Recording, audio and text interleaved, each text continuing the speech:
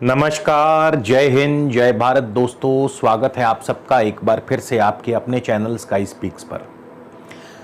आज 12 मई का दिन, आज के दिन शुक्र सुबह 8:28 पर रेवती नक्षत्र में प्रवेश कर चुके हैं और अगले 12 दिनों के लिए शुक्र रेवती नक्षत्र में रहेंगे।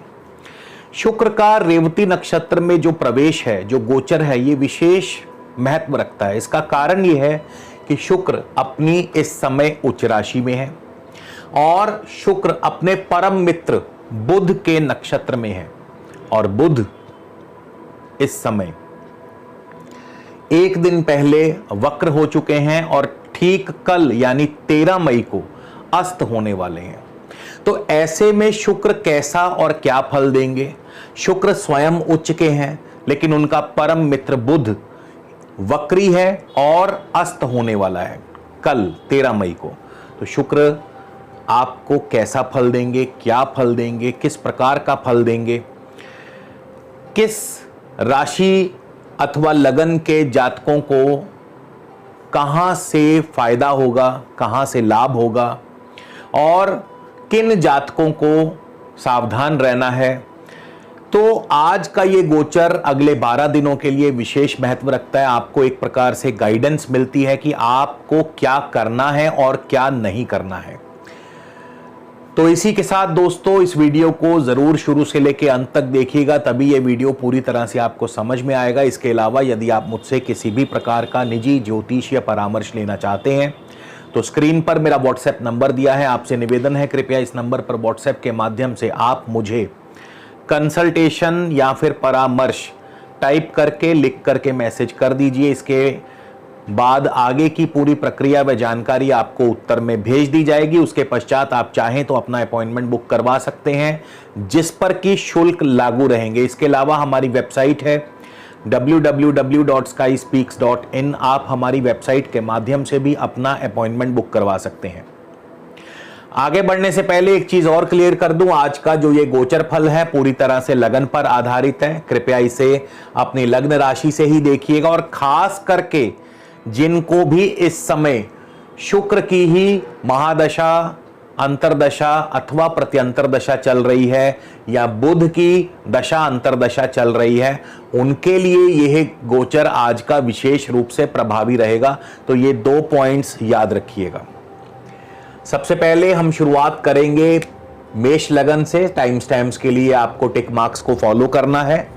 मेष लगन से शुक्र 12वें स्थान में है, अपनी उच्च राशि में है। शुक्र धनेश है, सप्तमेश है, शुक्र 12वें स्थान में है। धन भाव का स्वामी, सप्तम भाव का स्वामी है शुक्र, अपनी उच्च राशि में, यानी आपको आर्थिक मजबूती प्रदान करते हैं। दांपत्य सुख आपका बढ़िया रहेगा। सुख साधनों पर, ऐश्वर्य की साधनों पर आपका धन जो है वो खर्च होगा।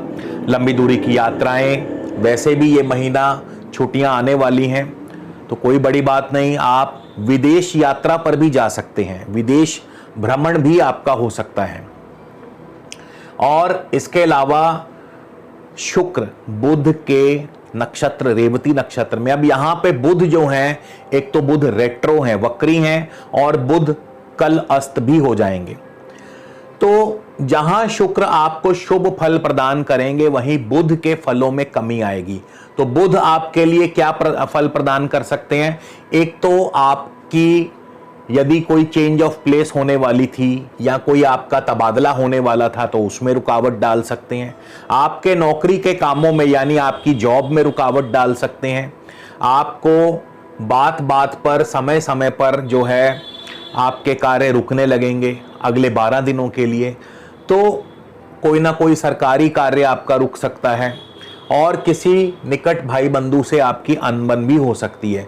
तो जहां शुक्र आपको शुभ फल प्रदान करेंगे वहीं बुध के फलों में थोड़ी कमी आएगी। कारण क्योंकि बुध एक तो वक्री हैं और दूसरा अस्त हैं। तो बुध आपके कार्यों में थोड़ी रुकावट डालेंगे, लेकिन शुक्र आपको शुभ फल ही प्रदान करेंगे। इसी तरह वृषभ लगन की बात कर लें, वृषभ लगन के लिए कैसा रहेगा, तो वृषभ लगन से शुक्र लगन और छठे भाव के स्वामी हैं और शुक्र लाभ स्थान में है, यानी मान सम्मान पद प्रतिष्ठा की वृद्धि करते हैं, नौकरी में तरक्की, नौकरी में अनुकूलता प्रदान करते हैं, ऋण आदि की सुविधा और आपको आर्थिक धन लाभ उत्पन्न करवाते हैं, यानी आर्थिक लाभ होगा और बढ़िया लाभ होगा।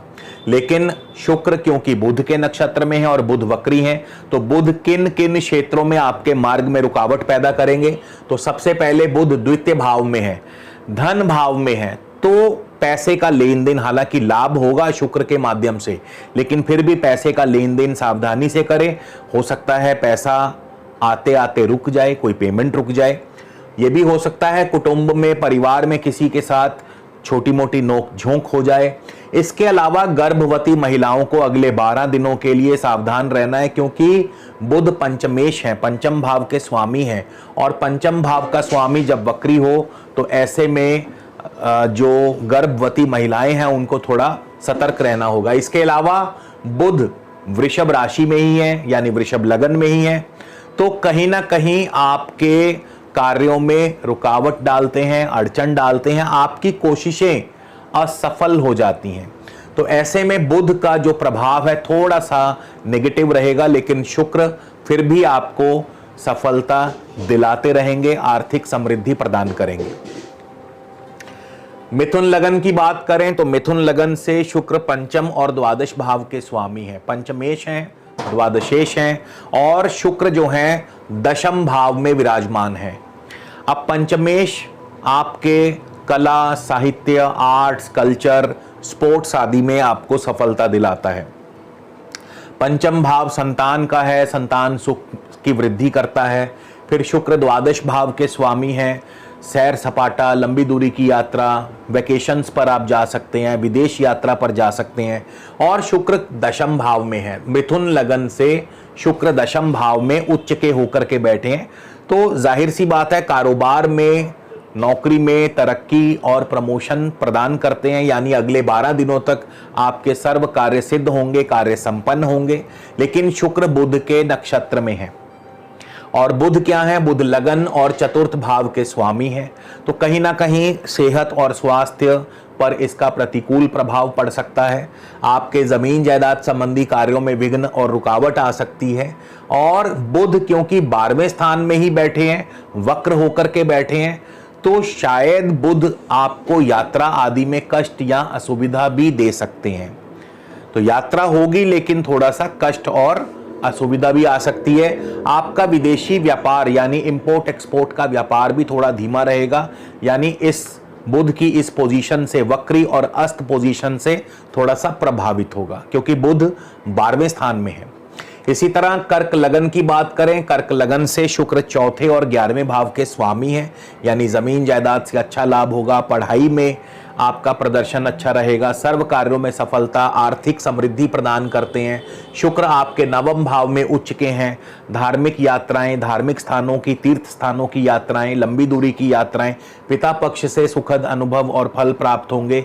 इसके अलावा इंपोर्ट एक्सपोर्ट का कारोबार आपका बढ़िया चलेगा। अब शुक्र क्योंकि बुध के नक्षत्र में है, अब बुध जो तृतीय और द्वादश के स्वामी है, यहाँ पे तृतीय और द्वादश का स्वामी वक्र हो गया, तो आपका जो कोई चेंज ऑफ प्लेस, कोई स्थान परिवर्तन होने वाला है तो उसमें रुकावट आ सकती है। और बुध क्योंकि द्वादश भाव के स्वामी हैं और लाभ स्थान में बैठे हैं, अब यहाँ पे शुक्र आपको लाभ देना चाहते हैं, लेकिन बुध उसमें रुकावट पैदा करेंगे, क्योंकि बुध लाभ स्थान में ही वक्री और अस्त होकर के बैठे हैं। तो शुक्र जो है आपको धन देना चाहते हैं, लेकिन बुध उसके मार्ग में रुकावट पैदा करेंगे, यानी अगले 12 दिनों तक ये भी हो सकता है कि जैसे कोई पेमेंट आने वाली थी तो उसमें कोई अड़चन आ जाए, कोई रुकावट आ जाए, या आपका कोई विदेश भ्रमण का या लंबी दूरी की यात्रा का योग था वो थोड़े दिनों के लिए स्थगित हो जाए या टल जाए कुछ दिनों के लिए। 23 मई के बाद वैसे भी शुक्र रेवती नक्षत्र से निकल जाएंगे। इसके बाद सिंह लगन की बात करें, सिंह लगन से शुक्र तृतीय और दशम भाव के स्वामी हैं और शुक्र अष्टम भाव में है। अब यहाँ पे शुक्र अष्टम भाव में उच्च के हैं, यानी मेहनत का फल मिलेगा, पराक्रम से, कोशिशों से, लेकिन डबल एफर्ट्स करने पड़ेंगे। कारोबार ठीक ठाक चलेगा। अष्टम भाव अचानक धन लाभ करवाता है, पैतृक सुख संपदा भी दिलवाता है, लेकिन कार्यों में रुकावट भी पैदा करता है। पर यहां क्योंकि शुक्र की पोजीशन बढ़िया है, शुक्र उच्च के हैं, तो उतना बुरा फल नहीं मिलेगा। लेकिन शुक्र बुध के नक्षत्र में है। अब बुध क्या है? सिंह लगन से धन और लाभ के स्वामी हैं। अब यहां पे बुध वक्र हैं और अस्त हैं, तो कारोबार ठीक ठाक चलेगा, अच्छा चलेगा, लेकिन बुध क्योंकि वक्री हैं, धनेश हैं, लाभेश हैं, तो पैसा नहीं आएगा, यानी पैसा रुक जाएगा। पैसे के मार्ग में रुकावट आएगी, आर्थिक लाभ में रुकावट आएगी, यानी अगले 12 दिनों तक अगर कोई पेमेंट आने वाली थी वो रुक जाएगी, पैसा रुक जाएगा। लेन देन सावधानी से करें, तो इस प्रकार के मिश्रित फल आपको प्राप्त होंगे। कन्या लगन की बात करें तो कन्या लगन से शुक्र धनेश हैं, नवमेश हैं। धन और नवम भाव के स्वामी सप्तम भाव में शुक्र बैठे हैं। आर्थिक लाभ होगा निसंदेह, पिता पक्ष की तरफ से सुखद फल और लंबी दूरी की यात्रा के योग बन सकते हैं। इसके अलावा कारोबार अच्छा चलेगा आपका, लेकिन शुक्र बुध के नक्षत्र में है।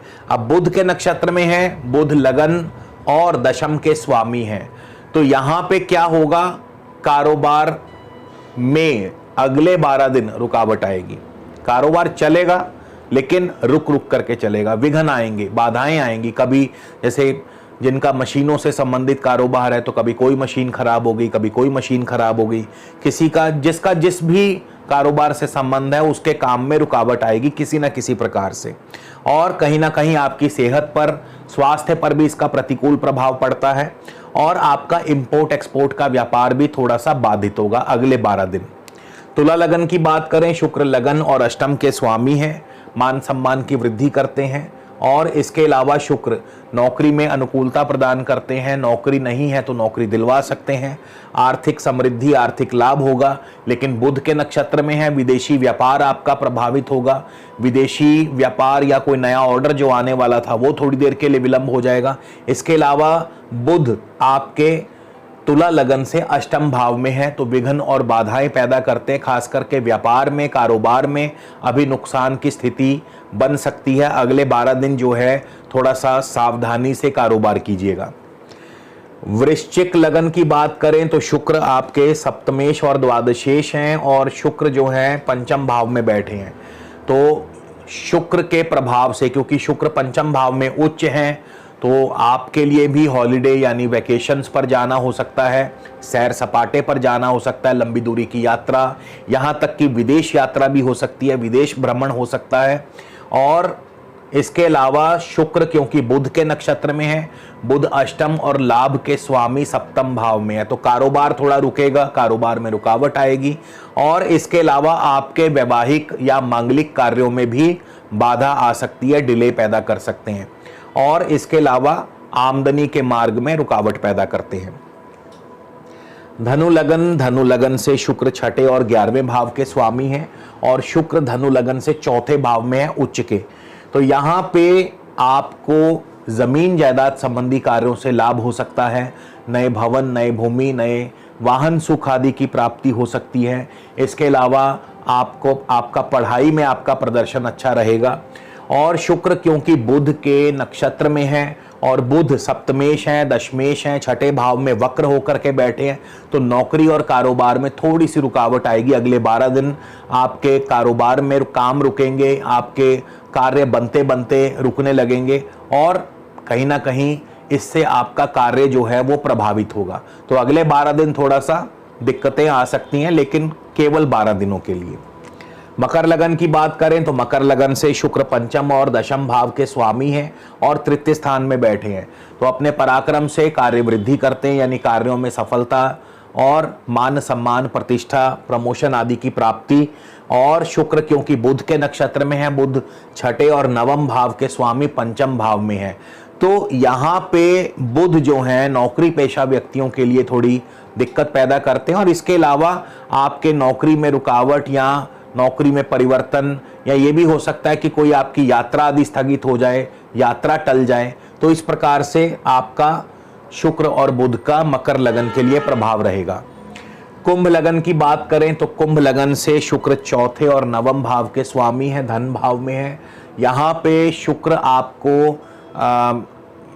आपकी विदेश यात्रा संपन्न कराते हैं, इंपोर्ट एक्सपोर्ट का व्यापार कारोबार बढ़िया चलेगा, धार्मिक यात्राएं हो सकती हैं।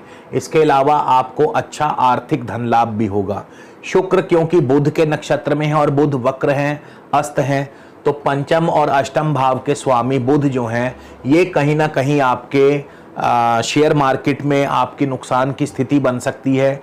संतान पक्ष की तरफ से चिंता व परेशानी, खास करके गर्भवती महिलाओं को थोड़ा ध्यान रखना होगा। इसके अलावा बुध जो हैं कुंभ लगन से चौथे भाव में है, तो ज़मीन जायदाद संबंधी कार्यों में रुकावट व अड़चने डाल सकते हैं अगले 12 दिनों के लिए। इसके बाद मीन लगन की बात करें तो मीन लगन से शुक्र तृतीय और अष्टम के स्वामी हैं और शुक्र मीन लगन में उच्च के हैं, तो यहाँ पे आपको थोड़ा सा सेहत का ध्यान रखना होगा। लेकिन इसके अलावा अन्य मामलों में यानी मान प्रतिष्ठा, मान सम्मान की वृद्धि करते हैं, अचानक धन लाभ, पैतृक सुख संपदा भी दिलवा सकते हैं। शुक्र क्योंकि बुध के नक्षत्र में है तो जमीन जायदाद संबंधी कार्यों में थोड़ी रुकावट या अड़चन डाल सकते हैं। इसके अलावा छोटी मोटी यात्रा में कष्ट या असुविधा या स्थान परिवर्तन कुछ समय के लिए रुक सकता है। तो हालांकि शुक्र का जो ये गोचर है रेवती नक्षत्र में बहुत ही अल्पकालीन है, केवल 12 दिनों के लिए है, लेकिन फिर भी अगले 12 दिनों में कुछ भी हो सकता है। तो ये गोचर उनके लिए विशेष है जिनको इस समय शुक्र या बुध की दशा अंतरदशा चल रही है। तो उम्मीद करता हूं वीडियो जरूर पसंद आएगा। अगले वीडियो में फिर मुलाकात होगी दोस्तों, तब तक के लिए नमस्कार, जय हिंद, जय भारत।